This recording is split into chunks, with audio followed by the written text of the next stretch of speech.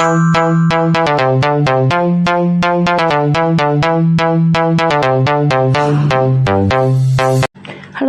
မင်္ဂလာပါစက်သွန်ခွာတဲ့အချိန်ရေခွက်ထားပြီးတော့ခွာရင်အမွန်တက်တာတယ်ဆိုလို့ရေခွက်လေးထားမယ်ပေါ့နော်ဒီနေ့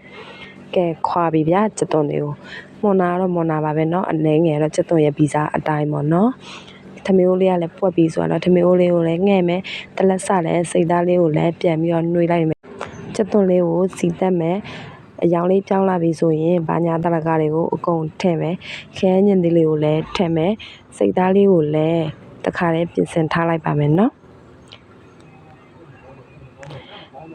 မြင်ကြအောင်လို့လဲကိုကောတူတူတောက်လုပ်မယ်ခရမ်းညင်သေးလေးဤပြီဆိုတာနဲ့ပြင်ဆင်ထားတဲ့စိတ်သားလေးကိုထည့်မယ်ဒီနေ့စိတ်သားချက်ပါတယ်တငယ်ချင်းတို့ရောဘာဟင်းချက်ကြလဲ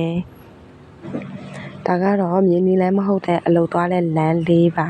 ကဲအလုပ်ကိုသွားရတော့မယ်ဘိုင်ဘိုင်ကျေးဇူးတင်ပါတယ်